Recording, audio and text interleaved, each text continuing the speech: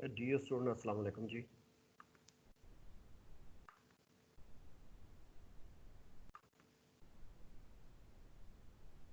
Welcome all of you at supply chain management class. बच्चों आप लोगों को मेरी आवाज़ आ रही है? अस्सलाम वालेकुम सर। वालेकुम सलाम। हाँ जी, मेरी आवाज़ आ रही है सबको जी?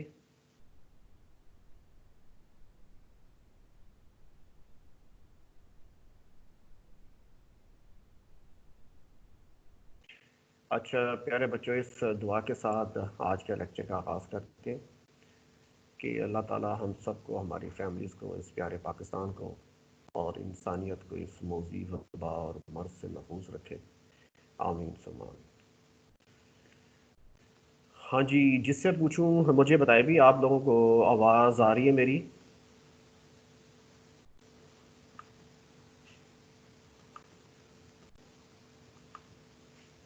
जी सर, आ रही है आपकी आवाज़। ठीक है बेटा जी। तो आप लगता है इतनी दूर बैठे हो, रिस्पांस नहीं देते बेटा, कोई रिस्पांस देना चाहिए जब हम आपसे रिक्वेस्ट बंदा कर रहा हूँ। तो बच्चों, यू हैव अ 5 मिनट और with in 5 minutes you must revise your last lecture. और उसके बाद आप मुझे बताएंगे कि what have you learn in the last lecture. Meanwhile मैं आपको अटेंटिव बना रहा हूँ, तो जब तक अटेंटिव बना रहा हूँ तो आपने कॉपी पेंसिल भी साथ साथ रखने।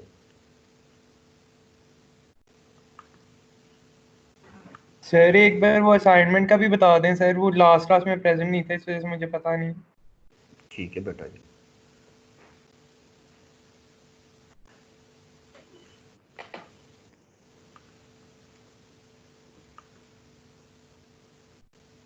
चला लें।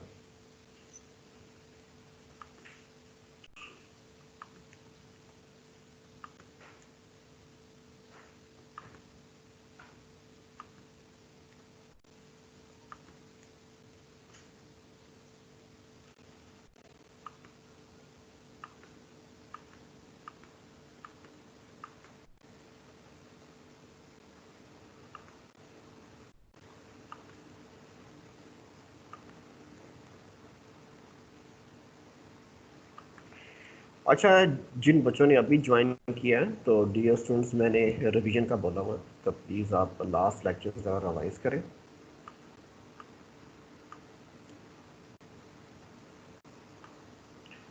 और कॉपी और पेन भी आप लोगों के साथ होना चाहिए।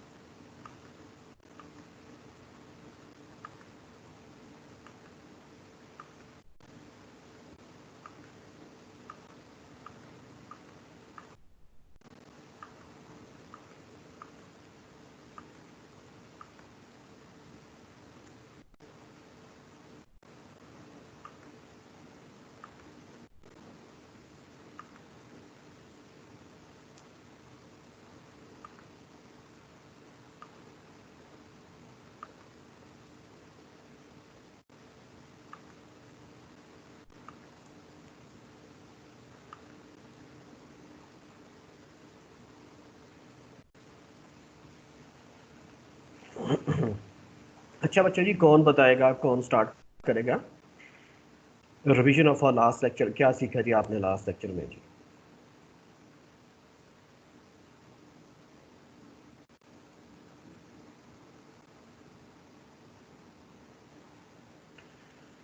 अच्छा चलो, लगता मुझे रिक्वेस्ट करनी पड़ेगी। तो मैंने एक नाम राइट प्रोनाउंसिएशन के साथ कई दफ़ा मैंने उसे कोशिश की है, लेकिन उम्मीद है कि इस दफ़ा मैं राइट ही बोलूँगा। आंसा अरशद। हाँ जी बेटा, आप हमेशा मेरी करेक्शन करती हैं जब भी आपका नाम बोलता हूँ। तो आंसा अरशद बेटा, आपने क्या सीखा लास्ट लेक्चर में? What have you learn in the last lecture? और अपने क्लासमेट के साथ और मेरे साथ शेयर करें। सर वो लास्ट क्लास में कनेक्टिविटी इशू था तो मैं चली गई थी, मैंने क्लास नहीं अटेंड की थी। चलो ठीक है आंसर बेटा जी। आप की बात सर मान ले। मैं बताऊं? हाँ जी बेटा, अपने नाम के साथ वेल डन। ऑब्जेक्टिव इससे ना मल्टीपल ऑब्जेक्टिव होते हैं, मैं अभी पहले आप बात मुकम्मल करें फिर बताता हूँ। हाँ जी बेटा शुरू होती, बताएं क्या सीखा। सर मेरा नाम हिरा अतीक है। हाँ जी और हीरा सर लास्ट क्लास में हमने ट्रांसपोर्टेशन से स्टार्ट किया था, स्लाइड नंबर 40 से। सर इसमें हमने ट्रांसपोर्टेशन का ये पढ़ा था कि हम इन्वेंट्रीज जो हैं वो between stages in the supply chain होती है, यानी हम अपने गुड्स को एक जगह से दूसरी जगह मूव करते हैं, तो हमारा वहाँ ट्रांसपोर्टेशन का भी बहुत रोल होता है। इसमें आपने ब्लू नाइल की एग्जांपल दी थी कि जिस तरह वो ऑनलाइन स्टोर है तो वो उस डिफरेंट स्ट्रेटजीज यूज़ कर रहा है क्योंकि उसको कोई एक्सपेंस लोकेशन का नहीं पड़ रहा। इसी तरह हमने डिज़ाइन ऑफ ट्रांसपोर्टेशन नेटवर्क की बात की थी, जिसमें हमने मोड्स पढ़े थे कि हम डिफरेंट मोड्स के थ्रू ट्रांसपोर्टेशन कर सकते हैं, थ्रू रोड, रेलवे, सीज। और रूट जो है, रूट होता है कि एक रास्ते पे जाने के लिए काफ़ी सारे रूट होते हैं। हम सबसे कॉस्ट इफेक्टिव हम वो देखते हैं जो सबसे कम कॉस्ट हमें जहाँ पे पड़ी हो रूट को, हम वो रूट अप्लाई करके उस रूट को सिलेक्ट करते हैं। और सर इसमें आपने ये भी बताया था कि अगर हम एक जगह अगर को हम कोई गुड भेज रहे हैं कहीं पे और वहाँ पे हमारे ट्रक में या हमारे जो भी ट्रांसपोर्ट है उसमें जगह है, तो हम कोशिश करते हैं कि हम अपनी कॉस्ट को सेव करने के लिए हम उसी में किसी दूसरे सप्लायर का भी एडजस्ट करने की कोशिश करते हैं। अगर तो वो कह देता है कि मैं अपना बियर कर लूँगा ट्रांसपोर्टेशन कॉस्ट, तो फिर हम उसको सिर्फ उसी का ही सामान उसमें भेज देते हैं। फिर सर इसमें हमने इनबाउंड ट्रांसपोर्टेशन और आउटबाउंड ट्रांसपोर्टेशन का पढ़ा था। इनबाउंड ट्रांसपोर्टेशन होती है when the transport moving towards the organisation, तो वो जो कॉस्ट होती है उसको हम इनबाउंड कहते हैं। और जो ट्रांसपोर्ट मूव होता है आउटसाइड द ऑर्गेनाइजेशन उसको हम आउटबाउंड ट्रांसपोर्टेशन कहते हैं। वेल डन हीरा बेटा, एक्सीलेंट। मैं आपको अप्रिशिएट करता हूँ बड़ा। आपने एक्सप्लिसिटली आप डिफ़ाइन किया है कि व्हाट डज ट्रांसपोर्टेशन, उसकी डेफिनेशन, उसके मोड आपने किए, और आपने ट्रक लोड की बात की, ठीक है, लेस देन ट्रक लोड की बात की, कैसे हम मल्टीपल कस्टमर को डील कर सकते हैं अगर load less than truck load है ऑफ अ स्पेसिफिक कस्टमर। हाँ जी, और कोई शेयर करना चाहिए इसमें, वैल्यू एडिशन करना चाहिए। अच्छा जी, फिर मुझे ख़ुद ही नाम लेना पड़ेगा। तो मेरे पास एक नाम है, कौन है जी, आयशा जवेद। हाँ जी आयशा जवेद बेटा, आप पार्टिसिपेट करोगे? मिस आयशा।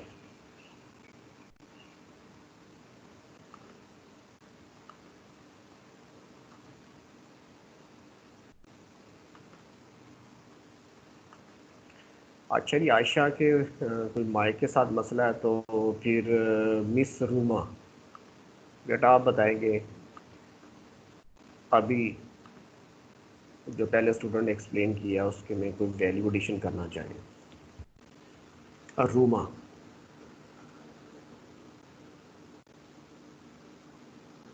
अच्छा जी, जिस रूमा के माइक के साथ में मुझे लगता है कि इशू चल रहा है, तो उनके साथ नेक्स्ट डे मेरे पास है शमसा।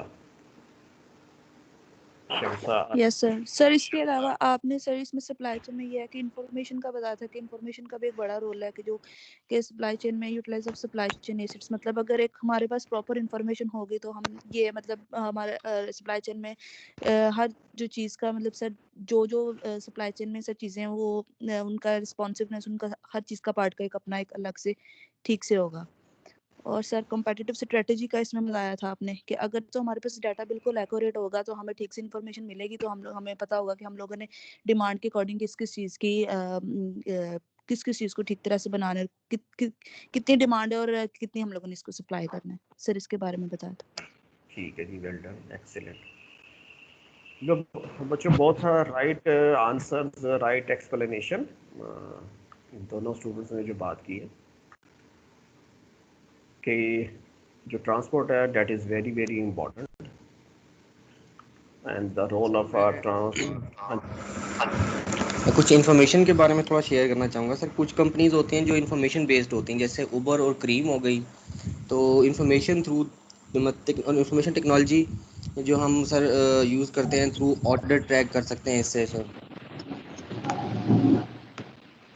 ठीक है बेटा जी, एक्सीलेंट। आदिल सर साहब आदिल। आपने, हाँ जी आदिल, ठीक है जी। और मेरे पास और कोई एक बच्चा बात करना चाह रहा था। हाँ जी, कौन है ये स्टूडेंट है मेरे पास, क्या नाम इसका आ रहा है? आमना है या समथिंग एल्स है? हाँ, मिस आमना। अगर आप पार्टिसिपेट करना चाह रहे हैं।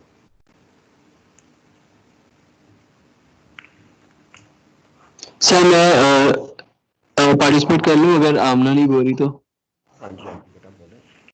सर मैं ये बोलना चाहता हूँ कि जो ट्रांसपोर्टेशन है वो एक अगर ट्रांसपोर्टेशन बहुत हमारी एफिशिएंट है हमारी कंपनी की, तो हम उतने ज़्यादा रिस्पॉन्सिव हो सकते हैं। जैसे कि अमेज़न को अगर हम देखा जाए, तो अगर हम उसको कंपेयर करें ओलेक्स के साथ, तो ओलेक्स की ट्रांसपोर्टेशन इतनी एफिशिएंट नहीं होगी, उनकी अपनी सप्लाई चेन की। लेकिन अगर अमेज़न की बात करें तो वो लोग तो ड्रोन तक भी पहुंच चुके हैं, तो वो ड्रोन के थ्रू भी कर रहे हैं चीज़ें काफ़ी। तो एफिशिएंट इसीलिए वो ज़्यादा है, इसीलिए उनकी जो मार्केट में एक नाम है, उनके कस्टमर बेस बहुत ज़्यादा है। तो ट्रांसपोर्ट हमें रिस्पॉन्सिव होने में हमारी हेल्प करती है बहुत ज़्यादा। ठीक है जी।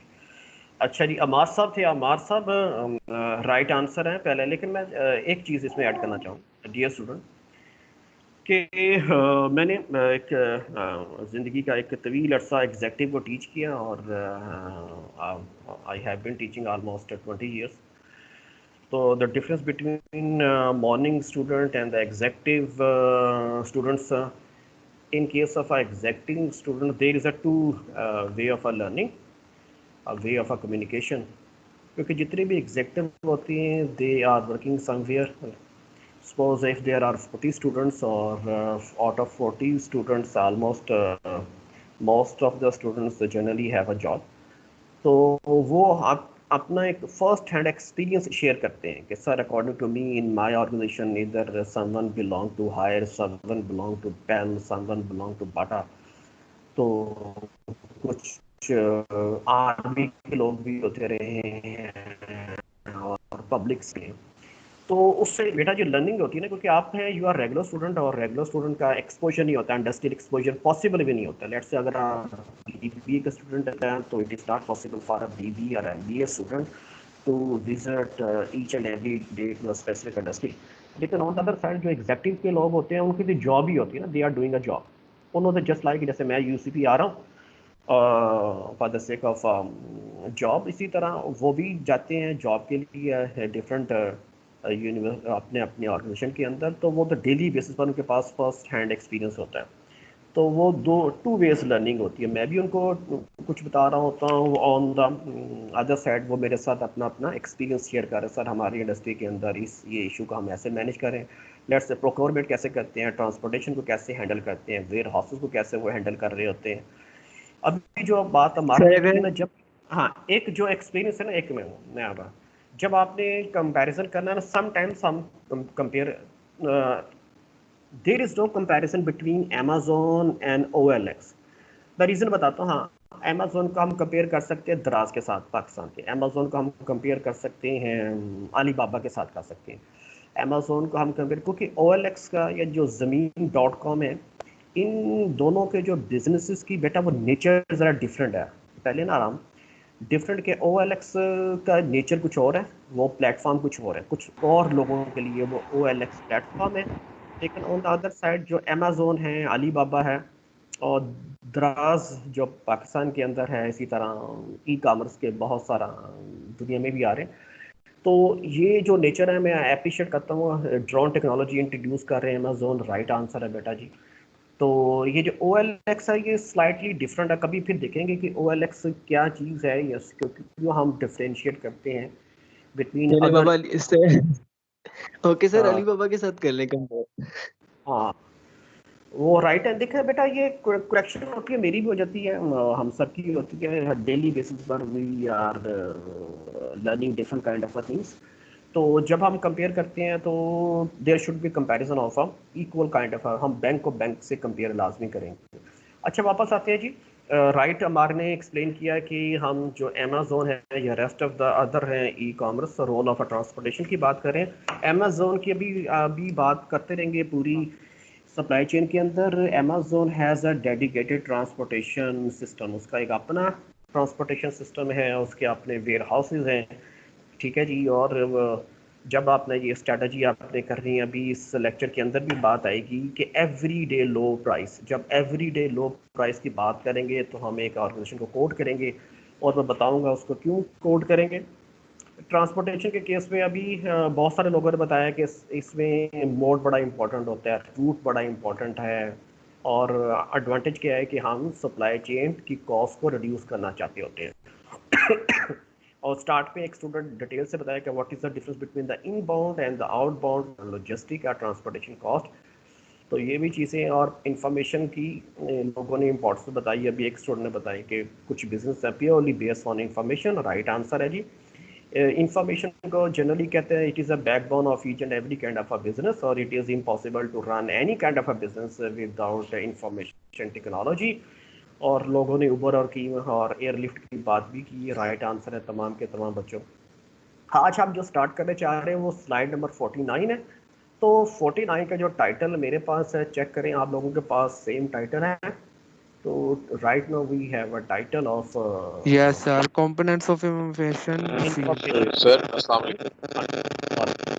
और इसके पीछे सर मेरे पास तो अटेंडेंस हो गई। नहीं बेटा, अटेंडेंस अभी नहीं हुई। आपने ज़रा माइक्रोफोन को ज़रा म्यूट फॉर्म में कर ले, तो वो डिस्टॉर्शन क्रिएट हो रही है। अच्छा जी, अभी अटेंडेंस में मार्क करने जा रहा हूँ, और अटेंडेंस मार्क करने के साथ साथ सर आपने मैंने पूछना था असाइनमेंट का जो आपने दी हुई थी वो बेटा असाइनमेंट वो मेरे जहन में है, मैं असाइनमेंट को भी डिस्कस।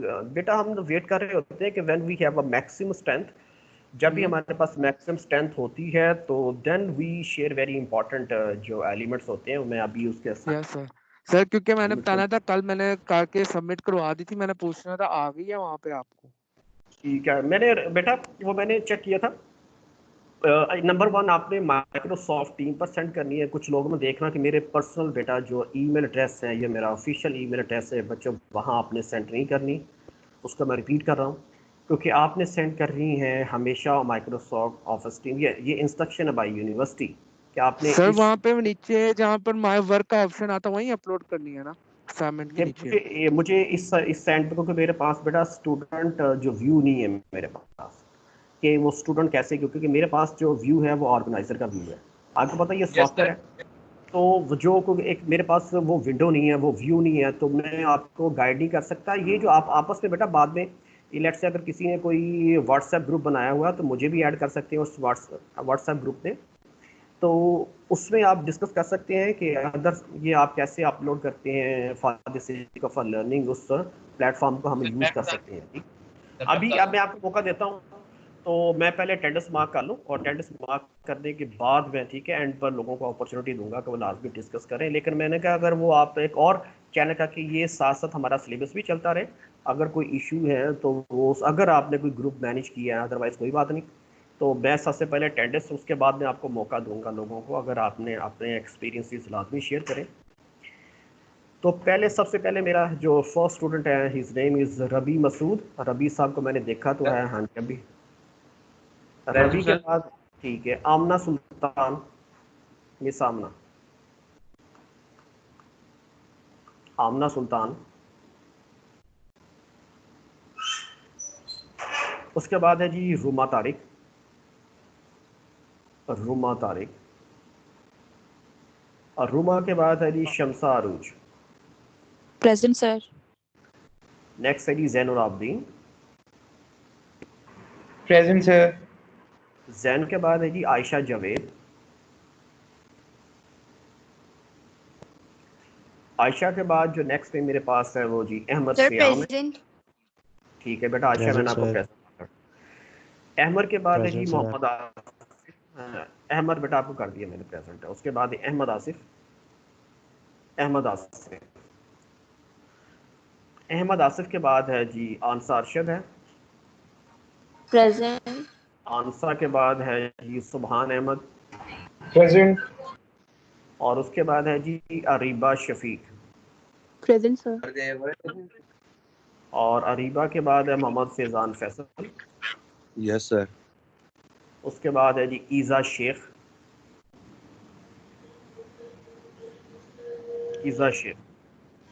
ईज़ा शेख के बाद मेरे पास है हीरा है, आतिक है। Present sir, Hirati. ठीक है, हीरा आतिक के बाद ठीक है, के बाद दोनों को मैंने प्रेजेंट मार्क कर दिया। मैंने आपका नाम उधर से देख लिया था। समीउल्लाह। Present sir, Samiullah. उसके बाद है जी आदल खलील साहब। Sir Adil Khalil present. उसके बाद है जी अहमद जमशेद। Ahmad Jamshed present sir. उसके बाद जी राना हमजा सैफ। राना साहब, राना हमजा सैफ। उसके बाद ही नेक्स्ट है मेरे पास Mohammad Usama Ijaz. Yes sir present. Zubair Jafar. Zubair Jafar. Yes sir Zubair के जुबैर जाफर बाद present. Arsalan Zahid. Arsalan Zahid. Sir Arsalan present sir. उसके बाद है जी राजा जुरैज अहमद खान साहब। Present sir. M Atar Hafeez. Atar Hafeez. Atar Hafeez के बाद है जी हिदा जवेद या हाइदा जवेद। नेक्स्ट मेरे पास है जहांजेब खान। अभी पूछ रहे थे जहांजेब खान साहब।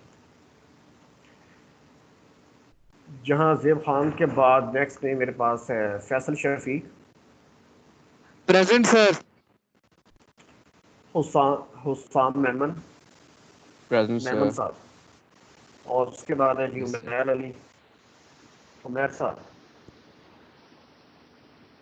हाँ जी उमैर साहब कहाँ चले गए जी? सर उमैर उसका के नेट बाद इशू आ रहा है इधर ही। अच्छा, चलो अगर आपको नजर आ रहा है तो मैं आपकी बात मान लेता हूँ।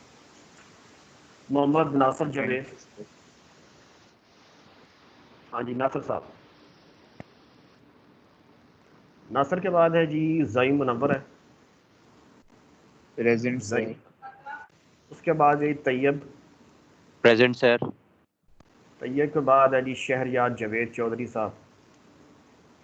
Present sir. Ehsan Ali. Present sir. उसके बाद है जी हमजा नईम। Present sir. और उसके बाद है जी M Matar. Present sir. M Matar. और प्रेजेंट असद सर। रहमान। ठीक है जी Asad present Rahman. Sir. Asad Rahman. Present sir. ठीक है जी उमर सज्जाद। उमर सज्जाद। उमर सज्जाद के बाद है present sir. Abdul Muqeet. Present. ठीक है जी अब्दुल मुकीत। Yes sir Abdul Muqeet. ठीक है जी Kashif Hussain. Yes sir present. Farooq Jamil. Present sir Farooq. Ahmad Farhan. Present sir. उसके बाद अतीक अरशद। Present sir Atika. और Ammar Ali. Ammar Ali yes sir I इधर ही एम था। प्रेजेंट। यस और I am here Ali. Sir. ठीक है अम्मार मैंने प्रेजेंट मार्क कर दिए जी। अली हमाद सुबहानी साहब। Present sir. ठीक है बच्चों अगर कोई रह गया जल्दी से मुझे दोबारा बोल दे। सर मोहम्मद आमना आरिफ प्रेजेंट। सर मेरा माइक हाँ नहीं चल रहा था हाँ कौन बेटा बात कर रहे हैं आप? तो मत आ। रूमा मैंने क्योंकि आपको इस लिस्ट में देख लिया था मैंने प्रेजेंट मार्क कर दिया। Who is the next? Sir Amna. Amna को मैंने प्रेजेंट सर मार्क कर दिया। आमना प्रेजेंट। आमना को मैंने बेटा कर दिया कि जो अटेंडीज थे उनकी लिस्ट मैंने एक ज़रा कुछ चेक की थी उसमें आपका नाम था। और इसके अलावा दोनों के अलावा रूमा और आमना के अलावा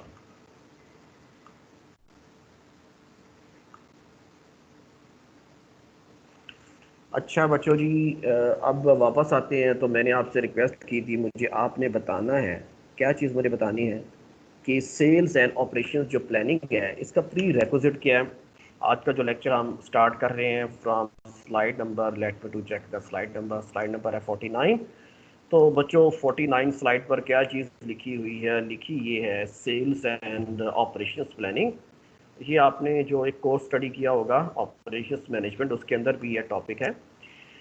तो बच्चों what is the pre requisite for this very important planning?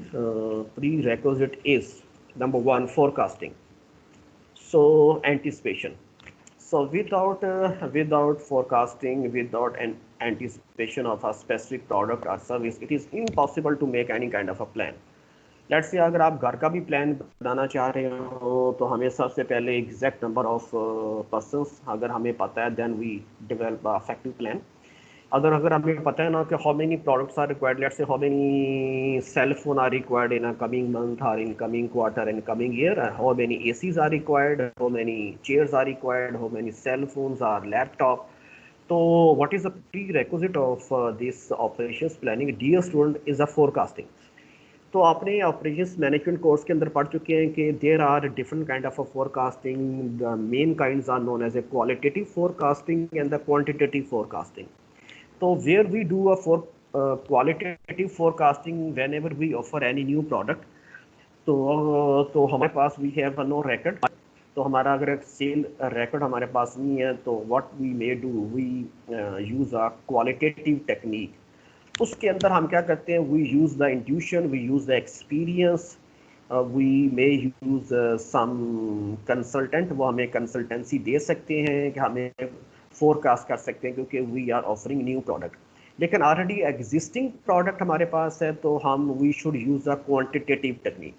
तो बच्चों quantitative technique that based on the past record, past sale history of a specific product या सर्विस. उस हिस्ट्री को देखते हम एंटीसिपेट करते हैं, फोरकास्ट करते हैं. और जब हमारे पास कोई फिगर होगी तब बच्चों हम प्लान करेंगे. अगर लेट्स से हमारे पास कोई figure in, it is impossible to make any kind of a plan, क्योंकि हम डेली बेसिस पर तमाम लोग प्लानिंग कर रहे होते हैं. तो सपोज आप देखें कोई भी काम कर रहे हैं कि it is impossible to complete any kind of a task without a planning. अगर आपने लंच बनाना घर में, आपकी पेरेंट्स ने, मम्मा ने, आपने डिनर आपने डिज़ाइन को भी करना है, तो सबसे पहले आप प्लान करते हैं कि लंच के लिए क्या चीज़ चाहिए, ब्रेकफास्ट के लिए क्या चाहिए. Same in case of organisation, और स्पेशली क्योंकि ये लॉन्ग टर्म होती है, इसकी बेसिस पर जो रेस्ट ऑफ द डिसीजंस होते हैं, अगर हमारे पास कोई एग्जैक्ट फिगर पिन पॉइंट नहीं करेंगे तो हम डिज़ाइन नहीं कर सकते प्लानिंग को, क्योंकि हमने एलिमेंट्स प्रोक्योर करने होते हैं, इंफॉर्मेशन आगे मूव करनी होती है टू सप्लायर कि how many supply of raw material component is required in a specific time period. वो टाइम फ्रेम भी हम डिफाइन करते हैं बच्चों. तो ये उस कॉन्टेक्स्ट में है. तो वंस अगेन कमिंग स्लाइड के अंदर भी हम इसको डिस्कस करेंगे. तो पहला एलिमेंट है फोरकास्ट होराइजन. तो there are 3 kind of time horizon बच्चे होते हैं. नंबर 1 हम कहते हैं शॉर्ट रेंज, फिर मीडियम, फिर लॉन्ग रेंज.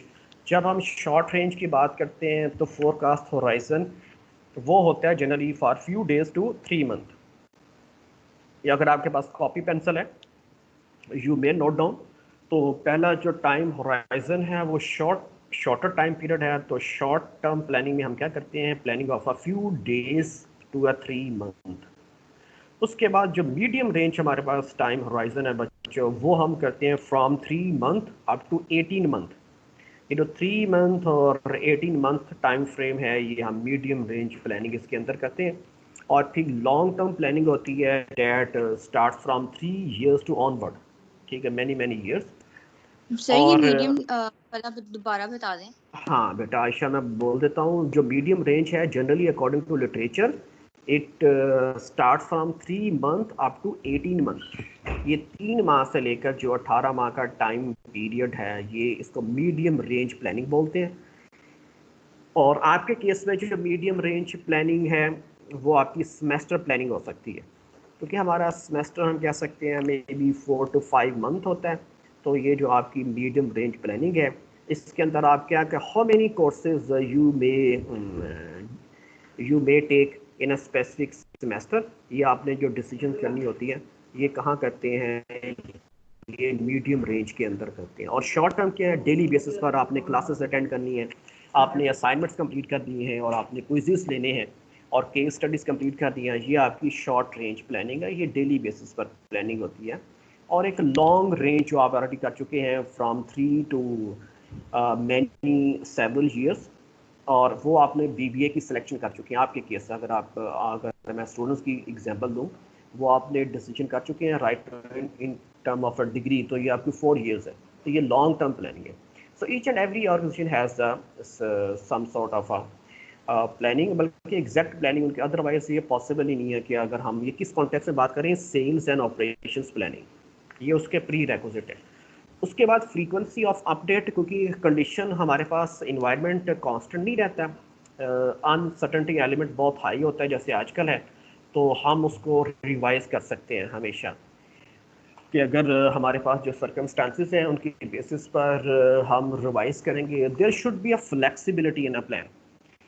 आपके प्लान के अंदर फ्लेक्सिबिलिटी होनी चाहिए। सपोज अगर आपने प्लान किया टू टेक 4 और 5 स्पेसिफिक कोर्सेज, हो सकता है तो यूनिवर्सिटी आप उस स्पेसिफिक सेमेस्टर के अंदर उस कोर्स को ऑफर ही ना करें। ठीक है जी, तो ये you should have plan B आपके पास होता है कि लेट्स से अगर हमें ABC कोर्स नहीं ऑफर हो रहा है जो मैंने प्लान किया था, तो इसके बाद में कौन सा कोर्सेस वो सिलेक्ट कर सकता हूँ। तो चॉइसेस हमारे के पास same in case of industry. Sometimes if it is not possible to execute a specific plan, so there should be alternative. उसका ऑल्टरनेटिव हमेशा होता है। और थर्ड है फोरकास्ट एरर। तो बच्चों जिनके पास नोटबुक है वो लिखिए forecast never ever be a true. ये कभी ट्रू नहीं होती। फोरकास्टिंग एरर हमेशा हमेशा हमेशा आता है क्योंकि वर्ड अनसर्टन है, अनप्रेडिक्टेबल है। अगर हम चीज़ों को प्रिडिक्ट नहीं कर सकते तो उसमें फोरकास्टिंग एरर आती है। अब ऑब्जेक्टिव क्या आते हैं कि we should reduce this error as minimum as possible. Once again मैं आपको एक कोर्स का जो ऑपरेशंस मैनेजमेंट है आप स्टडी आपने किया, मैं आपको वॉल्ट डिज्नी की बात बताऊं। वॉल्ट डिज्नी क्या करता है, फोरकास्ट करता है 5 ईयर की, और उसका जो फोरकास्ट जो एरर है बच्चों वो अप्रोक्सीमेटली 1% पर ईयर है। So this is very very accurate forecasting. अगर ये आइडियल मैं कहूँगा कि जो वॉल्ट डिज्नी की है वो उनकी जो एंटिसिपेशन है कि how many visitor will visit in a specific time frame, उसके मुताबिक वो अपनी प्लानिंग करते हैं ताकि जितने भी विजिटर्स आ रहे हैं विद इन अ कंट्री या ऑल ओवर द वर्ल्ड, तो उनके लिए इस तरह की कोई इनकन्वीनियंस नहीं होने चाहिए। तो वो मेंटली प्रिपेयर होते हैं। उन्होंने जो फोरकास्टिंग की होती है कितनी एक्यूरेट है कि 5 इयर्स के उन्होंने फोरकास्टिंग की होती है। फिर वो डेली बेस पर भी करते हैं, ठीक है, वीकेंड पर भी करते हैं, और डिफरेंट जो इन ईयर जैसे फेस्टिवल्स आते हैं उसकी भी प्लानिंग की जाती है। और जैसे वो क्रिसमस है और इस तरह के जो इवेंट्स हैं इन ईयर, इसको साइक्लिक भी बोलते हैं, इवेंट हमारे पास आते हैं तो उसकी उन्होंने प्लानिंग की होती है। अब जो सेकंड लास्ट है वेरिएंस फ्रॉम अ प्लान। तो वेरिएंस जब भी हमारे पास जब प्लान करते हैं, जैसे एरर मैंने बताया, तो वेरिएशन हमेशा आती है। तो एक आपने स्टैटिस्टिकल की टर्म सुनी होगी, स्टैंडर्ड डेविएशन। कितने लोग फेमिलियर हैं? हमारा एक कोर्स ऑफर करते हैं जनरली BBA के अंदर, बिजनेस स्टैटिस्टिक्स। तो स्टैट के अंदर एक टर्म या मैथमेटिक्स के टर्म है स्टैंडर्ड डेविएशन। उम्मीद है कि तमाम लोगों ने ये वर्ड स्टैंडर्ड डेविएशन सुना होगा। तो ये है variation from the mean from the plan. और इंडस्ट्री के अंदर भी आपके एक और एग्जांपल मैं कोट करूं, जिनके पास कॉपी पेंसिल है, तो एक just for the sake of what does mean variance है क्या। इंडस्ट्री के अंदर बच्चे एक टारगेट सेट किए जाते हैं, और इसको एक एग्जांपल मैं को रिलेट करूं कि अगर रेगुलर सॉफ्ट ड्रिंक है, रेगुलर सॉफ्ट ड्रिंक की जो फिलिंग होती है जनरली वो 250 ml होती है। तो अगर कोई ऐसी ऑर्गेनाइजेशन है जो प्रोड्यूस कर रही है रेगुलर सॉफ्ट ड्रिंक और उसकी फिलिंग उसने मीट करनी है 250 ml, लेकिन लिखा तो हमने 250 ml है उस बोतल पर, उस टैग पर, लेकिन उसमें वेरिएशन आती है। अब क्वेश्चन है कि how much variation we may tolerate as a customer. तो मैंने लिखा है कि 250 ml के साथ ±5 ml। अगर ये सिर्फ एक में एट्रीब्यूट उस रेगुलर सॉफ्ट ड्रिंक का ले रहे हैं, वो है filling of a regular soft drink. तो टारगेट क्या लिखा था, इट शुड बी 250 ml, लेकिन जनरली ये 250 ml नहीं होती, तो there is always a variation. तो वेरिएशन कितनी टॉलरेट करेंगे बच्चों, अगर वो विद इन 5 ml है। अगर 5 ml है तो अब आपने जिनके पास नोटबुक है तो एक लाइन में मिडिल में लिखे 250, और बच्चों 250 के राइट साइड पर लिखे 255, और 250 के लेफ्ट साइड में लिखे 245। ये मैं क्यों लिखवा रहा हूँ, मैं बोल रहा हूँ, मैं आपको बताना स्टैंडर्ड डेविएशन क्या है कि हमने टारगेट किया था जो रेगुलर सॉफ्ट ड्रिंक की है वो फिलिंग है, इट शुड बी 250, लेकिन प्रोडक्शन के अंदर जरूरी नहीं है कि एग्जैक्ट 250 हो, it could be there could be a variation. वो वेरिएशन कितनी टॉलरेट करेंगे ये कस्टमर और प्रोड्यूसर के दरमियान ये हमने कॉन्ट्रैक्ट साइन किया है, इंक डाउन किया है कि जो वेरिएशन हो सकती है should be with in 5 ml के अंदर हो। इसको बोलते हैं specification defined by the customer. Customer ने कहा कि अगर 250 मैंने आपको बोला है, अगर इस 245 से लेकर 255 अगर हर जो रेगुलर सॉफ्ट ड्रिंक उसकी फीलिंग इसके अंदर आएगी वो एक्सेप्टेबल है, otherwise it would be rejected. अगर बियॉन्ड लिमिट आती है स्पेसिफिकेशन, लेट्स से 245 से उसकी फीलिंग कम आती है या 255 से उसकी फीलिंग ज़्यादा आती है, तो इस केस के अंदर वो लॉट जो है ना रेगुलर सॉफ्ट ड्रिंक। तो बच्चों दूसरी एग्जांपल मैं आपको कोट करने जा रहा हूँ, वो है आपकी ट्राउज़र की एग्जांपल ले लें, बॉयज स्पेशली। ट्राउज़र की एग्जांपल बच्चों इस तरह है कि जब आप ट्राउज़र कोई फॉर्मल है, इनफॉर्मल है या स्पोर्ट्स ट्राउज़र है, जब परचेज करने के लिए जाते हैं तो सेल्स पर्सन सबसे पहले आपसे क्या पूछते हैं, वो पूछते हैं कि सर आप हमें बताएं अपनी वेस्ट साइज़। बच्चों ऐसा ही होता है ना। तो मैं कहता हूँ कि हमारा एक स्टूडेंट है, वो उसकी वेस्ट है 33। तो जब आप ट्राई करते हैं, मेरा पर्सनल एक्सपीरियंस है कि उस पर लिखा तो है टैग के ऊपर कि ये जो ट्राउज़र है इसकी जो वेस्ट साइज है 33, तो there is always a variation, may be 33 plus हो सकता है, मे बी 33 वो माइनस हो सकता है। तो इस केस में कितने आप वेरिएशन को टॉलरेट करेंगे, तो मैं इस केस में बच्चों बोल देता हूँ हाफ ऑफ द यूनिट, यानी 33 अगर लिखा है तो 33.5 हो गया, इट्स ओके, या 32.5 हो गया, इट्स ओके। अगर इसके अंदर है ये वेरिएशन इतनी है एक्सेप्टेबल है, otherwise it would be rejected. वो लॉट 10,000 की है या 100,000 की है, वो सारे के सारे ट्राउज़र वुड बी रिजेक्टेड, क्योंकि जो आपने एग्रीमेंट किया था वेरिएशन का वो कहा it should be with in half of the unit. 33 लिखा है, 33 अगर वो लेट से 33.5 आ गया, इट्स ओके, लेकिन अगर 32.5 तब भी ओके। लेकिन अगर आप लिख रहे हैं 33 वो आ गया 34, तो ज़ाहिर है ये कस्टमर इरिटेट करेगा। स्मार्ट कस्टमर है, घर जाके देखा उसे लूज़ है, अभी वो तो लूज़ है, वो कहता है ये मेरी से वो क्या dissatisfaction of the customer. On the other side अगर आपने 33 लिखा है, वो घर जाके कोई कस्टमर देखता है वो 32 आता है, वंस अगेन ये इरिटेशन है, डिससेटिस्फैक्शन है, क्योंकि आपने टैग लिखा, आपने क्लेम किया। तो ये बच्चों जब भी इंडस्ट्री के अंदर कोई प्रोडक्शन होती है there is always a variation. और लेकिन करते हैं क्या इंडस्ट्री के लोग, क्या करते हैं, डिफरेंट जो स्टेजेस होती हैं वो डिफाइन करती हैं एरर मार्जिन को। जब भी फोरकास्ट एरर की बात है, नीचे भी है, पहले हम डिफाइन करते हैं और उस पर फिर हम कॉन्ट्रैक्ट में उसको डिफाइन डिस्क्राइब किया जाता है और दोनों पार्टीज एग्री करते हैं और वो कॉन्ट्रैक्ट पर साइन होता है। प्रोड्यूसर का भी होता है और कस्टमर की होता है कि हम बाउंड है, ये जो हमने टर्म्स एंड कंडीशन कॉन्ट्रैक्ट जो हमने साइन किया है in term of a variation, अगर बियॉन्ड जो डिसाइडेड जो प्लान है अगर उससे आती है तो ये पूरी की पूरी लॉट क्या होगी, इट वुड बी रिजेक्टेड। बच्चों वो लॉस्ट है, क्वालिटी कंट्रोल का यही काम होता है। एज अ ऑपरेशनल मैनेजर हम फिर डिसाइड करते हैं कि हमारी जो प्रोसेस कैपेबिलिटी होने it should meet that target. जो मैंने रेगुलर सॉफ्ट ड्रिंक की बात की, आप किसी पर भी अप्लाई कर सकते हैं। आप इसे शर्ट पर अप्लाई कर सकते हैं, शर्ट के कॉलर पर अप्लाई कर सकते हैं, या आप गारंटी वारंटी पर अप्लाई कर सकते हैं। अगर हमने 3 ईयर उसको कहा है तो इट शुड बी 3 ईयर, ठीक है।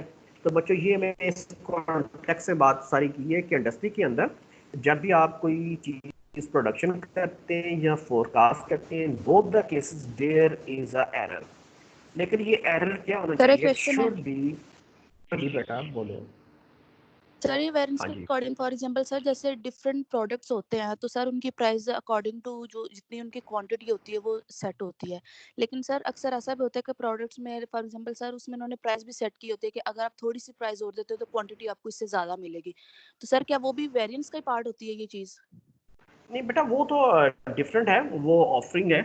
अगर by one get one free, अगर आप 2 बाय करेंगे तो यू मे गेट 1 फ्री, तो ये वो प्रमोशनल एक्टिविटी है, वो और चीज़ है बेटा, वो अभी है सर वो फ्री वो। Free sir free is another thing, लेकिन सर कुछ ऐसे प्रोडक्ट्स होते भी हैं कि लाइक सर आप एग्जैक्ट जो प्राइस देते हो वो ठीक है, लेकिन सर प्राइस थोड़ी सी और दोगे तो क्वांटिटी आपको इसमें ज्यादा मिलेगी। सर प्राइस तो देनी देनी है, वो प्राइस सेट सेट उन्होंने की होती है। सर ये चीज क्या वेरिएंस में ही आएगी, क्योंकि सर नहीं नहीं क्वांटिटी ये है ना? वो नहीं, वेरियस है, वेरियस इन टर्म ऑफ अभी तो हम इन टर्म ऑफ प्रोडक्ट कर रहे हैं, प्राइस के अंदर वेरियंस आ सकती है, ठीक है। जब आप कोई भी चीज़ एक्स्ट्रा परचेज करेंगे बेटा, तो उसमें वो प्राइस इस टर्म में कांस्टेंट नहीं रहती। अगला एक आदमी है जो वॉलमार्ट है, वो डिस्काउंट क्यों दे रहा है कि वो बल्क के अंदर परचेज करेगा। Whenever we purchase anything in the bulk, in the large quantity, वही तो इकोनॉमी ऑफ स्केल है। ठीक है, वो इकोनॉमी ऑफ स्केल के अंदर कॉन्टेक्स्ट में आ जाती है। ठीक है, तो वो बेटा हमेशा उसके अंदर क्या होता है, प्राइस आपको डिस्काउंट रेट पर मिलती है चीज़ें। अगर आप रिटेलर हैं, you are purchasing just single item, तो सिंगल आइटम के अंदर लेकिन अगर आपको भी ऑफर कर रहे हैं, जैसे रिटेल के अंदर ये होता है कि मैंने पैक देखा है, पैक ऑफ अ सोप, वो अगर 3 का है तो उसमें आपको कुछ स्लाइटली डिस्काउंट ऑफर करते हैं इंकरेज करने के लिए। फिर वो हम क्या करते हैं, we are bound to purchase that package. वो 3 का है, 4 का है, तो ये टैक्टिक्स होते हैं। ठीक है, वो समथिंग बेटा अभी एल्स है, वो कुछ और चीज़ है किसी कॉन्टेक्स्ट में बेटा जो आप बात करें। अभी हम बात करें इस टर्म में फोरकास्टिंग की और प्रोडक्शन का जो एरर हमारे यहाँ उस कॉन्टेक्स्ट में हम बात कर रहे हैं, वो है ऑफरिंग है। प्राइस के अंदर जो वेरिएशन आती है वो अभी हमारा अभी आएगा कमिंग, उस पर हम उसको प्राइस के कॉन्टेक्स्ट में देखेंगे। ठीक है बेटा, ये था जी हमारे पास इंफॉर्मेशन टेक्नोलॉजी का। अब आते हैं कि what is the sourcing, another very important element है। और मुझे पहले लोग बताएंगे कि सर ये सोर्सिंग है क्या और why we go for a sourcing. Sourcing किसे कहते हैं और सोर्सिंग हम क्यों करते हैं।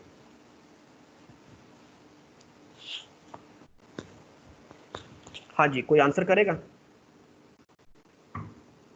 इसके sir according to me this is non as sourcing, और ये रीजन है हम। सर मैं बताऊं? हाँ जी बेटा, अगर आपकी डिस्टॉर्शन नहीं है आप। सर आपकी आवाज बहुत कट रही है। सर आवाज आपकी कट के आ रही है।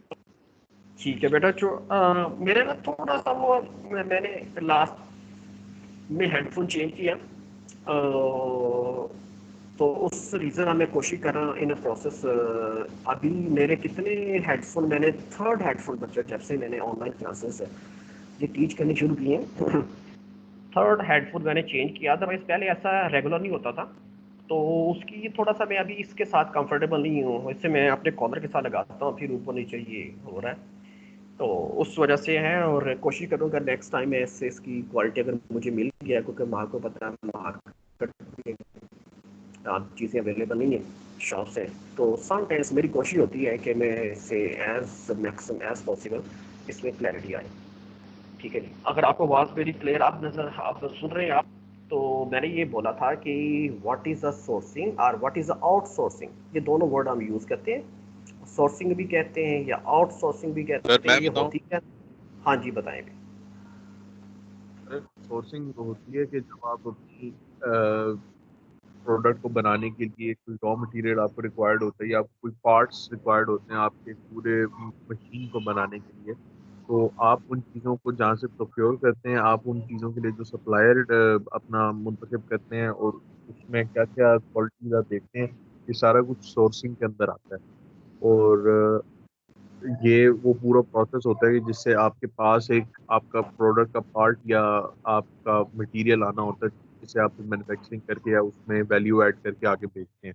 और आउटसोर्सिंग होता है सर किसी भी काम को जो है ना वो किसी एक सेकंड पार्टी को हैंड ओवर कर देना, आइदर द होल जॉब और a part of the job आप किसी सेकंड पार्टी को दे देते हैं।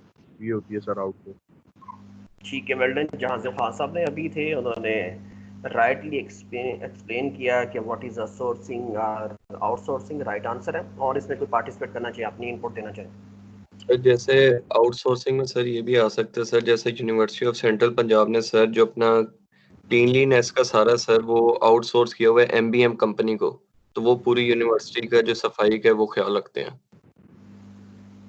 Well done, excellent. भी थर्ड पार्टी हायर की है। अभी जो स्टूडेंट हमारे पास थे बेटा, क्या नाम? अब्दुल मुकीद सर। अब्दुल मुकीद ने बताया अभी जो क्लीनिनेस के लिए यूसीपी ने आउटसोर्स किया है। किसको आउटसोर्स किया है, क्या नाम है बेटा? जरा दोबारा उस कंपनी का नाम जरा रिपीट कीजिएगा। MBM sir. ठीक है, वेल डन, एक्सीलेंट। तो ये एक एग्जांपल है जब आपके पास end of a day objective क्या था, we want to increase the supply chain surplus. एक तो सप्लाई चेन सरप्लस इंक्रीज करना चाहते हैं। फिर सोर्सिंग क्या है कि we define and specify the role of each and every stage of a supply chain, who will perform what kind of a job. Suppose for example as a production, as a storage, as a transportation और information, ये किसका role है, कौन produce करेगा, कौन transport को deal करेगा, कौन डिस्ट्रीब्यूट करेगा, कौन स्टोर करेगा।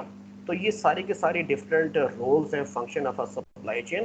तो सबसे पहले हम इसको डिसाइड करते हैं। और ऑब्जेक्टिव क्या होता है, वंस अगेन, अगर if you have a capability number 1 और कॉम्पिटेंसी एंड द रिसोर्सेज, तो हम क्या करते हैं, इन हाउस उसमें करते हैं, प्रोड्यूस करते हैं। लेकिन अगर हमारे पास वो कैपेबिलिटी नहीं है, एक्सपर्टीज़ नहीं है, स्किल्स नहीं है, तो हम वी गो फॉर आउटसोर्सिंग। तो हम आउटसोर्सिंग करते हैं और यही ऑब्जेक्टिव था आउटसोर्सिंग का कि end of a day what is required, we want to increase the supply chain surplus. और यही चीज़ है कि role in the competitive strategy. तो आपने देखना है कि आपकी कम्पेटिटिव स्ट्रेटजी क्या है, उसकी बेसिस पर आपके जो सप्लाई चेन डिसीजन होते हैं उसके साथ उसकी अलाइनमेंट होनी चाहिए। ये जो स्लाइड है 53 उसकी बात कर रहा हूँ, role in the competitive strategy. कई दफ़ा बात किया है, चैप्टर 2 का भी मैं रेफरेंस आपको दूंगा जिसमें आपने डिफाइन किया था कि what is the competitive strategy of a specific organisation.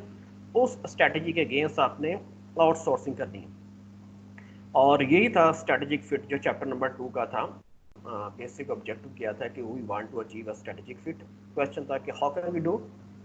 तो बच्चों जरा ब्रेक करते हैं अजान की, तो मीन बाई स्लाइड को जरा प्लीज आप देखिए।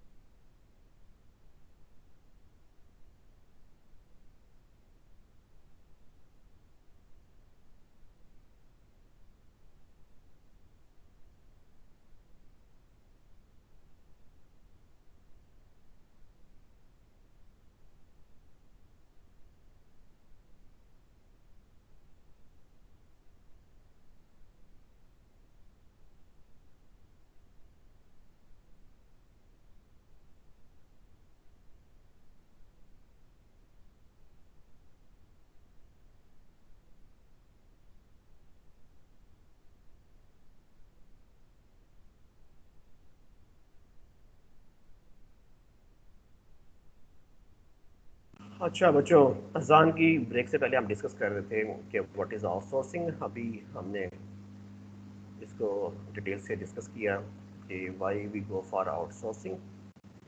ऑब्जेक्टिव है we want to increase the supply chain surplus. और सप्लाई चेन सरप्लस को इंक्रीज करने के लिए हम देखते हैं कि वेदर इन हाउस और आउटसोर्स में दोनों में डिफरेंस क्या है in term of quality of a product, quality of a service and in term of a financial cost. ये दोनों कॉस्ट को भी देखते हैं और क्वालिटी को भी देखते हैं। उसकी बेस पर हम डिसाइड करते हैं इन हाउस के लिए या मूव करते हैं आउटसोर्स के लिए। और उसके बाद next date is very very important बच्चों, ये जो सप्लायर सिलेक्शन है। तो supplier selection is very very important. How can we select a supplier. First of all, we have to define or describe selection criteria। तो हम selection criteria define करते हैं। Again मैं आपको एग्जांपल कोड करता हूँ कि आप लोगों की हम परफॉर्मेंस कैसे एवेल्युएट करते हैं। तो सबसे पहले हम आपके जो परफॉर्मेंस के पैरामीटर्स उनको डिफाइन करते हैं कि how can we assess any kind of a student. तो असेसमेंट क्राइटेरिया आपके साथ क्या है कि आपके टर्म्स एग्जाम है, मिड टर्म है, आपका फाइनल टर्म है और आपके different assignments, quizzes, case studies, class participation. तो same in case of supplier selection के लिए हम सबसे पहले क्राइटेरिया डिफाइन करते हैं और उसके बाद हम वेटेज देते हैं तो ईच एंड एवरी क्राइटेरिया। जैसे आपके केस में है mid term and and term has a maximum weightage और रिस्पेक्टिवली 40 एंड 35 या 40-30 होता है। तो इसी केसेस रेस्ट ऑफ द जो हमारे पास क्राइटेरियन है उनका वेटेज कंपैरेटिवली लो है, असाइनमेंट का, क्विज़ेस का। और अब हमने चेंज किया according to university, according to HEC. उसने कहा है क्योंकि मिड टर्म फिजिबल नहीं है तो मिड टर्म को रिप्लेस किया, हमने उसको वेटेज को इंक्रीज़ किया, असाइनमेंट्स की, क्विज़ेस की, केस स्टडीज़ की, क्लास पार्टिसिपेशन की। तो same in case of a supplier selection, तो बच्चों आपने सबसे पहले सपोज आपने न्यूज़पेपर के अंदर या कोई मीडिया यूज़ किया, आपने कोटेशन ली है और उसके अगेंस्ट आपको 15 सप्लायर आपको अप्रोच करते हैं, एक्सेप्ट करते हैं और आपने ऑफरिंग करते हैं अपने रेट की। Out of 15 how can we select only 2 or 3? तो अगर if we have a specific criteria, on the basis that criteria we can shortlist. Just like जैसे आप अगर मेरे साथ HR के लोग हैं तो आप देखिए आप कैसे लोगों को सिलेक्ट करते हैं, आप सिलेक्शन क्राइटेरिया डिफाइन करते हैं। आप कहते हैं कि marks of a degree, marks of a length of experience, marks of a skills, weightage of exposure, local qualified है, फॉरेन क्वालिफाइड, अगर HR के लोग मुझे सुन रहे हैं तो आप उस तरह एक लोगों को हायर करने का एक क्राइटेरिया डिफाइन करते हैं। Same in case of a supply. और बच्चों ये जो सप्लायर सिलेक्शन है ये फुल फ्लेज एक कोर्स का नाम है, इसी तरह प्रोक्योरमेंट है और ये भी एक full fledge name of a course है और लोग एक्सपर्ट हैं, कंसल्टेंसी देते हैं how to select a supplier and how to procure.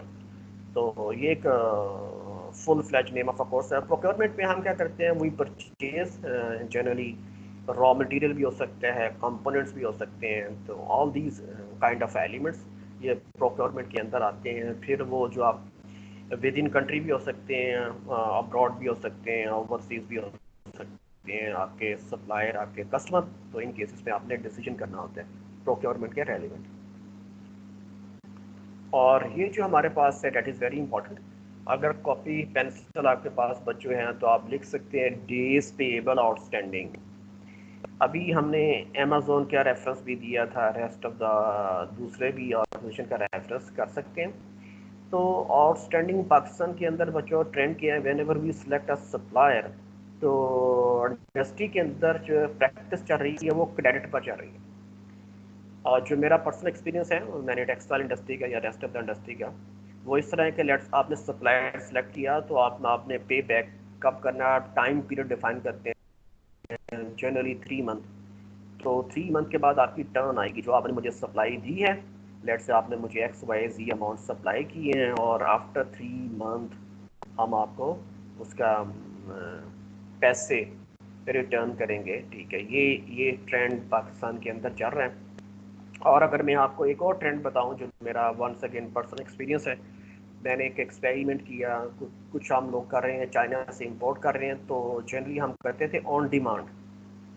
On demand आप ऑलरेडी फैमिली है कि लोग हमारे पास लेट से कोई पार्टी है तो हम कुछ चीज़ें इंपोर्ट करके देते थे।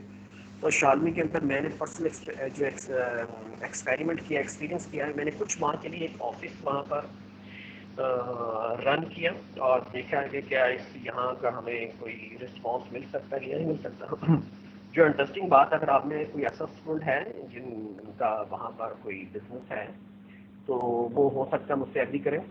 बच्चों जितनी भी मार्केट है, जो शादी मार्केट है जिसे हम होल सेलर कहते हैं, तो ये सारी जनरली मोर देन 99.9% है ये क्रेडिट पर चल रही है। वो क्या करते हैं, जिनकी अपनी शॉप्स हैं, वो सप्लायर को कहते हैं भी आप हमें सप्लाई दे दें और आफ्टर स्पेसिफिक टाइम पीरियड हम इसको सेल आउट करेंगे, उसके बाद आपको पैसे देंगे। यानी कि उनका अपना जनरली उनका कोई अपना पैसा नहीं है। जिनकी वहाँ पर जितनी भी शॉप्स हैं वो सप्लायर के पैसे से अपना बिजनेस रन कर रहे हैं। हाँ, अगर कोई रेयर चांस है, जैसे आजकल है कोई शॉर्टेज है, इन केस ऑफ अ शॉर्टेज फिर वो कैश पर काम हो सकता है। अदरवाइज बच्चों इंडस्ट्री हो या होल सेल मार्केट हो, तो जनरली ट्रेंड हमारे मुल्क के अंदर क्या है, क्रेडिट बेस है। ये मैं डेज पेएबल आउटस्टैंडिंग की बात कर रहा हूँ सोर्सिंग के कॉन्टेक्स्ट में। उसके बाद जो रेस्ट ऑफ द बड़े आसान से उसमें लिखा है एवरेज परचेज प्राइस है। तो इसमें जब आप स्टार्ट ऑफ अ साइकिल कोई चीज़ एलिमेंट आप प्रोडक्ट परचेज करते हैं और एंड ऑफ अ साइकिल आप तमाम प्राइसेस को ऐड करके और उससे डिवाइड कर देते हैं। फिर रेंज क्या, प्राइस फ्लक्चुएट करती रहती है, कांस्टेंट नहीं रहती। तो मैक्स यानी maximum price in the minimum price, ये उसकी रेंज आ गई। फिर एवरेज परचेज क्वांटिटी, आपने क्या परचेज किया है, सप्लाई की क्वालिटी क्या है, सप्लाई लीड टाइम क्या है, और सेकंड लास्ट है percentage of on time deliveries, that is very important.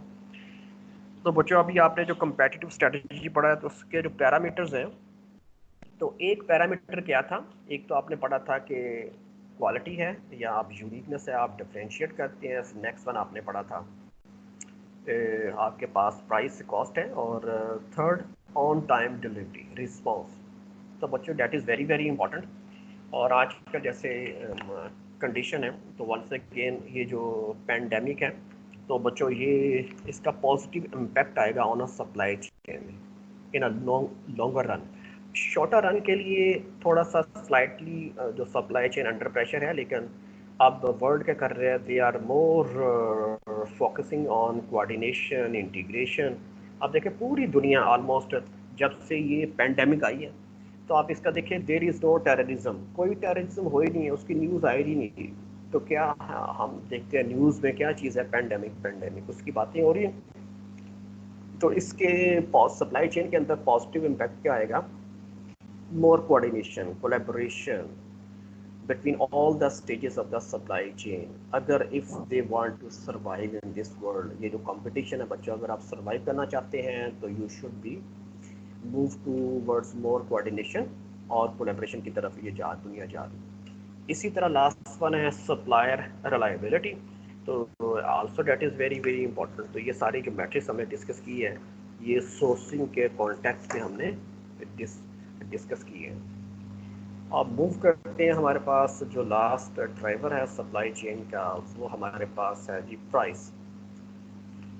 तो क्या चीज़ है जी प्राइस? बड़ा मैंने बोल लिया, मैं ब्रेक करना चाह रहा हूँ, या आप मुझे बताएं कि what is a price.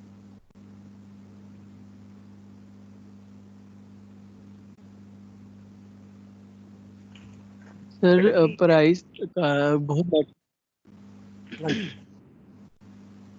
Sir price वो ये जो हम चार्ज करते हैं कस्टमर को, या जो कस्टमर से हम पैसे वसूल करते हैं उनको बताते हैं कि ये अमाउंट है आपने देनी है फॉर द प्रोडक्ट और सर्विस।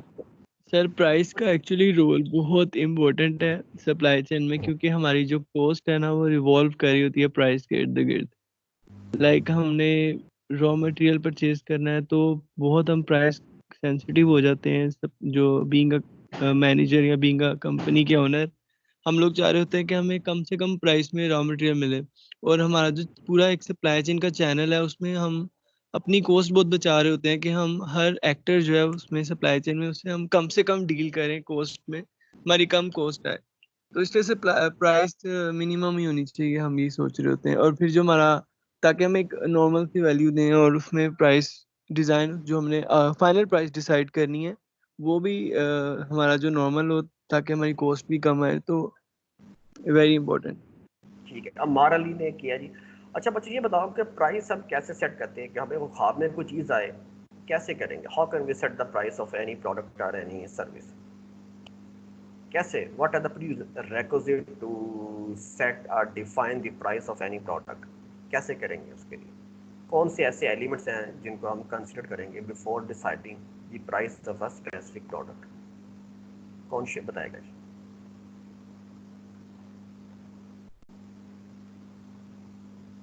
सर आप फाइनल प्राइस पूछ रहे हैं प्रोडक्ट की, या फिर आप बेटा वही जो टैग प्राइस होती है ना बेटा, वो फाइनल है। सपोज आप कोई ऐसा मैकेनिज्म तो बेटा होता होगा ना, सारे टोटल कॉस्ट को ऐड करते हैं, और फिर अपना प्रॉफिट मार्जिन जो हमने सेट किया होता है उसको देखते हैं, देन प्राइस डिसाइड करते हैं। एक्सीलेंट। तो बच्चों यही मुझे रिक्वायर्ड था। अमार अली ने बताया कि the first prerequisite to define the price of any product is total cost, production cost, each and every kind of a cost. वो प्रोडक्शन कॉस्ट है, वो एडमिनिस्ट्रेटिव कॉस्ट है, या समथिंग एल्स है। ये जो टोटल कॉस्ट है, एक ये प्रीरेक्विजिट है, एक क्राइटेरिया है to define the price of any product. उसके अलावा कोई चीज़ हो सकती है। एक तो अभी आपने टोटल कॉस्ट की बात की, एनीथिंग एल्स?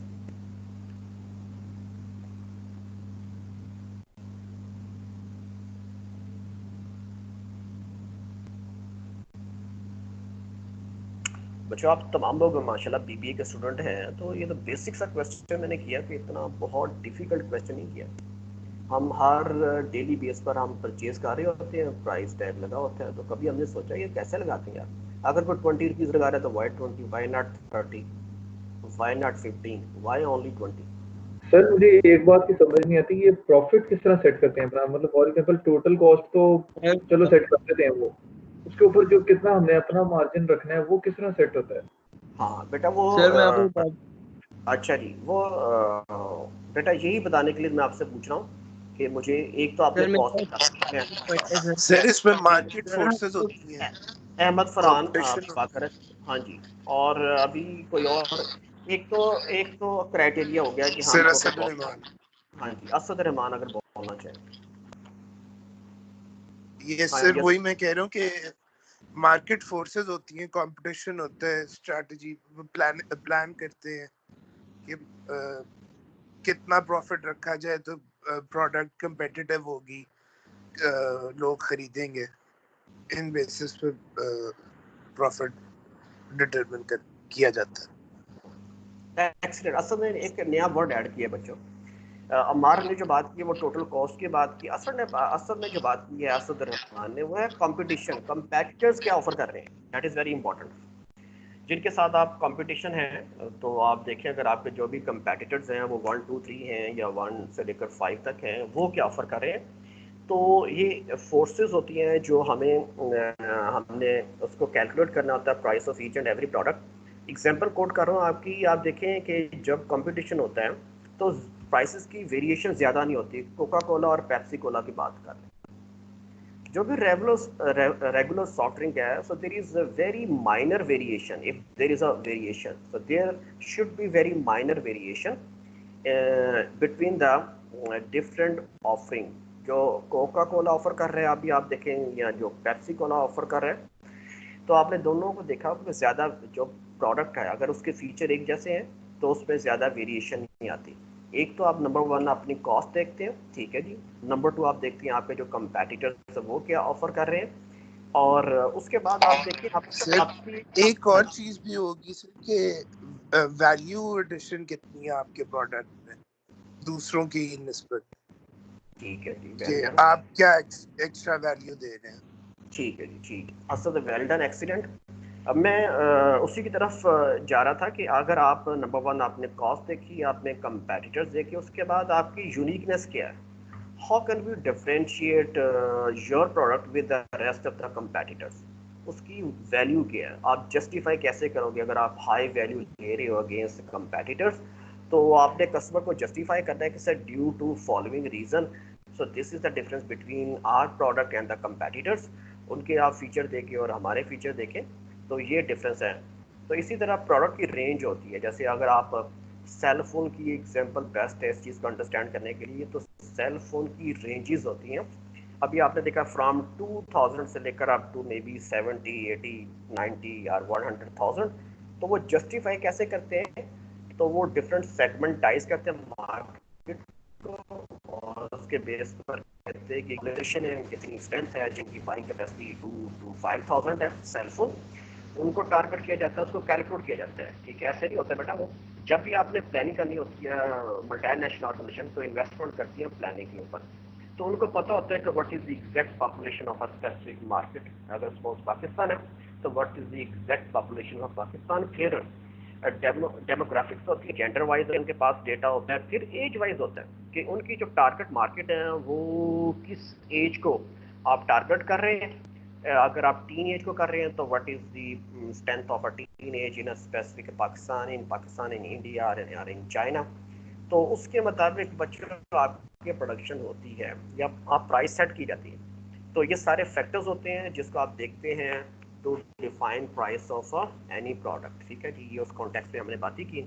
और यही बच्चों ये स्लाइड भी अगर आप इसे रीड करेंगे, वही जो तमाम बातें आपने मेरे साथ शेयर की हैं वही इसके ऊपर है जी। ठीक है जी सर काफी है सर, आज इतना ही बहुत है सर। ठीक है हमारे लिए, जब आपने कह दिया बेटा मैंने बात आपकी मान ली, लेकिन इधर हम जरा एंड कर लेते हैं इस पर। एक स्लाइड नंबर है जी 59, इस पर लिखा है इकोनॉमी ऑफ स्केल। ये तमाम बातें ऑलरेडी पहले भी हमने डिस्कस कर चुके हैं कि how can we achieve economy of scale by the help of a mass production. कितना ज़्यादा हम प्रोड्यूस करेंगे उतनी हमारी प्राइस पर यूनिट वो रिड्यूस होती जाएगी। और इस पर हम लेक्चर एंड करने जा रहे हैं, वो क्या है, everyday low pricing versus high low pricing. तो मुझे कोई बताएगा क्या डिस्कशन ये कि what does mean everyday low price, और कौन सी ऑर्गेनाइजेशन है जब ये हम टर्म बोलते हैं आपके जहन में फौरन, जो अभी सप्लाई चेन के हमने एक लॉन्ग लिस्ट ऑर्गेनाइजेशन को डिस्कस कर चुके हैं। चैप्टर नंबर 1 से लेकर चैप्टर नंबर 3 ऑलमोस्ट एंड हो चुका है।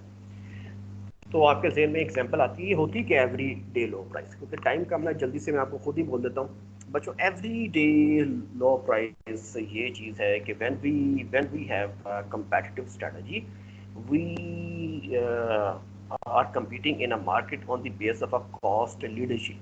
हमारी यही है, ठीक है जी, हम कॉस्ट लीडरशिप बेस पर स्ट्रेटजी यूज़ कर रहे हैं। तो जब आप ये यूज़ करोगे तो आप यूज़ करोगे एवरी डे लो प्राइसिंग। तो कोई एग्जांपल आपके जहन में आती है? सर मुझे जो समझ आ रही है वो ये है पोल्ट्री कि की प्राइसिंग। हाँ, किसकी जी? पोल्ट्री है, ठीक है, वेल डन, एक आंसर आ गया पोल्ट्री की होगी, ठीक है। और उसके बाद सर इस पे ये भी डिपेंड करता है हमारे कस्टमर कौन से हैं। लाइक अगर एक होलसेलर के पास अगर एक पर्सन आता है जिसको 1-2 यूनिट चाहिए बस, तो उसकी प्राइसेस और होंगी। अगर उसके पास कोई ऐसा कस्टमर आता है जो बल्क अमाउंट में चीज़ लेना चाह रहा है तो उसकी प्राइसेस डिफरेंट होंगी। तो इस तरह भी प्राइसेस में वेरिएशन आती है।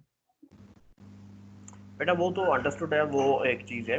कुछ ऐसी ऑर्गेनाइजेशन होती है, जैसे अभी आपके जहन में फ़ौरन नाम आना चाहिए वॉलमार्ट का। तो वॉलमार्ट की स्ट्रेटजी क्या है? एवरी डे लो प्राइस। जैसे अभी असद रहमान ने बात की है, एक पोल्ट्री की एग्जांपल दी है या प्रोडक्ट की एग्जांपल दी है, वो तो जब बल्क करते हैं उसमें वेरिएशन आती है, वो तो एक जनरल फिनोमिना है, वो कोई सी प्राइस हो। लेकिन कुछ आपकी कंपटीशन की स्ट्रेटजी होती है कि आपने क्या compete करना है, कि we are competing just on the base of a cost, variety and quality, ठीक है जी। तो इसकी बेस पर हम compete करना चाह रहे हैं। तो अगर आपका टॉप ऑफ द लिस्ट आपकी जो मार्केट है वो कॉस्ट कॉन्शियस है, तो वो एवरी डे लो प्राइस, उसके वॉलमार्ट जिधर भी जाएगा वो it has the same almost strategy all over the world. वो पाकिस्तान में कोई ऐसी एग्जांपल है जो एवरीडे लो प्राइस दे? सपोज अगर आप लोकल कंस्ट्रक्शंस की बात करें, आप उसमें गवर्नमेंट की एग्जांपल कोट कर सकते हैं, क्योंकि गवर्नमेंट की जो प्राइसेस होती है as compare to the rest of the, ठीक है, वो लोएस्ट प्राइस है। कोई भी जो ऑफर कर रहा है, ठीक है, वो लोएस्ट प्राइस ऑफर कर रहा है टू अ मार्केट, ठीक है जी। और इसी तरह हाई लो प्राइसिंग क्या होती है? हाई लो प्राइसिंग एक जेनेरिक फिनोमिना है, और तकरीबन ये कहाँ पर फिट होती है? जितने भी हम कह सकते हैं गारमेंट्स इंडस्ट्री हमारे पास है, क्लॉथिंग बिजनेस है, ये हाई लो प्राइस की बेस्ट एग्जांपल है। हम क्या करते हैं, जो मार्क सीजन स्टार्ट होता है तो मैक्सिमम हाई प्राइस होती है, और जब we are moving towards the end of a season और मिड ऑफ अ सीजन, ठीक है, specially end of a season, तो क्या करते हैं, we offer a low price. ये स्ट्रेटजी पूरी दुनिया में चल रही होती है, कहाँ बड़ी ये फिट है। और स्पेशली जितने भी गारमेंट्स इंडस्ट्री हमारी हैं और जो सीजनल हमारे पास प्रोडक्ट हैं, उन पर हाई लो प्राइस है। क्योंकि सपोज अगर मैं मेरी सेल आउट नहीं होती, तो जैकेट्स हैं, जैकेट्स की एग्जांपल है, स्वेटर की एग्जांपल है, तो मैं उसको नेक्स्ट ईयर तक अगर मैं कैसे उसको वेयर हाउस में उसे मैनेज करूँगा, उस इन्वेंट्री होल्डिंग कॉस्ट इंक्रीज होगी, फिर वो डेप्रिशिएट भी होगी, next time out of fashion भी हो जाएगी। तो मेरी कोशिश होगी कि मैं इसे, ठीक है, शेल्फ को एम्प्टी करूँ एज अर्ली एज पॉसिबल, क्योंकि मैं इसको अफोर्ड नहीं करना चाह रहा। तो ये स्ट्रेटजी आपकी होनी चाहिए हाई लो प्राइस, कि जब एंड ऑफ अ सीजन हो एट एनी कॉस्ट, ठीक है जी, मैंने इसको सेल आउट करना है। क्योंकि डिफरेंट काइंड के कस्टमर्स होते हैं, तो बजाय कि आप पूरा साल उस इन्वेंट्री को किसी वेयर हाउस के अंदर संभाल के रखें, उसकी कॉस्ट भी आएगी, और उसको कैसे मेक श्योर करेंगे कि उसकी जो क्वालिटी है, उसके फीचर्स हैं, वह उसकी शेप है, जो भी उसके क्वालिटी डायमेंशन है, वो एज इट इज़ रहे, तो वो डेप्रिशिएट होगी। तो वेरी नेक्स्ट ईयर भी आपने उसी लो कॉस्ट पर उसे बेचना है, तो बेहतर नहीं है कि इसी सीज़न में आप उसे ऑफ़र करें। और देखा समटाइम्स मे बी 70% भी ऑफ़र कर रही होती हैं ये जो सीजनल प्रोडक्ट हैं, और जिसकी मैंने एग्जांपल दी है, वो जैकेट की एग्जांपल भी हो सकती है, वो स्वेटर की एग्जांपल भी हो सकती है, ठीक है। और ऐसी प्रोडक्ट्स हैं, वो कहते हैं कि नेक्स्ट सीज़न में ये, मुझे तो ये स्ट्रेटजी अच्छी लगती है एज़ कम्पेयर टू कि हम उसे फिर अगले सीज़न के लिए उसे रीयूज़ करने की कोशिश करें, क्योंकि वो उसकी वो डेप्रिशिएट होगी। नेक्स्ट जब ये उसे ऑफर करेंगे, once again you have to offer that product at a low price. वो आपकी जो इन्वेंट्री होल्डिंग कॉस्ट है in term of supply chain वो इंक्रीज होती जाएगी। हाँ जी बच्चों, इसके अलावा आपके ज़हन में क्वेश्चन कोई हो, यू आर वेलकम। कुछ चीज़ पूछना चाह रहे हैं? सर असाइनमेंट का बता दें सर। हाँ अच्छा किया जी, बात सुनो भाई, असाइनमेंट भी सुनो भाई।